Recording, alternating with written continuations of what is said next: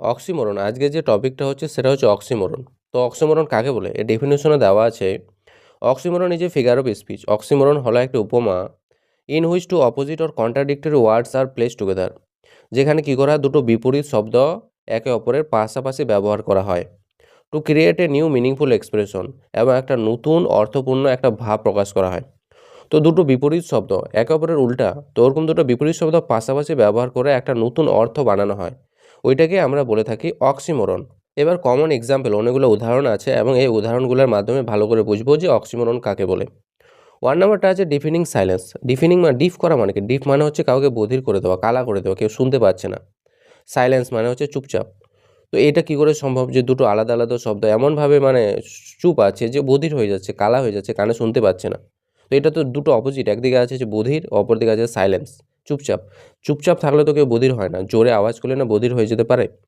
কিন্তু এখানে দুটো আলাদা আলাদা অপোজিট শব্দ ব্যবহার করেছে। আসলে এখানে এতটা বোঝাতে চাচ্ছে যে silence is so intense that it feels loud. মানে সাইলেন্স, সবাই এত চুপ আছে, এতটা নিশ্চুপ আছে যে কোনো আওয়াজ নেই, হাওয়ারও আওয়াজ নেই।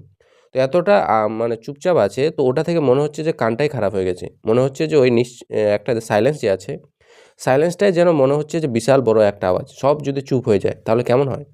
তো এখানে এটাই বোঝাতে চাচ্ছে যে সাইলেন্সটাই এত বেশি, এত সবাই চুপচাপ আছে, হাওয়াও আওয়াজ করছে না, ফলে সবার মনে হচ্ছে যে কান খারাপ হয়ে গেছে। তাই এটা মানে হচ্ছে সেটাই, যে ডিফিনিং সাইলেন্স। 2 নাম্বারটা আছে বিটার সুইট। বিটার সুইট মানে, বিটার মানে কি? তেতো, সুইট মানে আবার মিষ্টি। দুটো কথা একসঙ্গে মিলে একটা কথা তৈরি হয়ে গেলো বিটার সুইট। মানেটা কি? অ্যাকচুয়াল মানে হচ্ছে feeling that is both happy and sad. মানে এমন একটা অনুভূতি যেটা দুটোই, দুঃখ হতে পারে আবার সুখও হতে পারে, ওটাকে বলা হয়ে থাকে বিটার সুইট। 3 নাম্বার বলছে living dead. Living dead, living মানে হচ্ছে বেঁচে আছি, ডেড মানে মারা গেছি। দুটো আলাদা আলাদা বিপরীত শব্দ। তো এটা মানে কি? লিভিং ডেড মানেটা হলো someone alive but without energy or emotion. মানে কেউ তো বেঁচে আছে কিন্তু ওর শরীর কাজ করছে না, ওর কোনো ইমোশন নয়, মানুষকে দেখে ওর দুঃখ কষ্ট হাসি কিছুই হয় না। একেবারে মৃত মানুষ যেমন কোনো রিয়াকশন দেয় না, জিন্দা মানুষ যখন কোনো রকম রিয়াকশন দেয় তো ওকেই বলা হয়ে থাকে লিভিং ডেড। 4 নাম্বার আছে ক্লিয়ারলি কনফিউজ। ক্লিয়ারলি কনফিউজ মানে, কনফিউজ মানেই তো হচ্ছে কি, যেখানে আনক্লিয়ার থাকে, অপরিষ্কার থাকে। কিন্তু এখানে বলছে ক্লিয়ারলি কনফিউজ। পরিষ্কারভাবে কনফিউজ কী করে হতে পারে কেউ?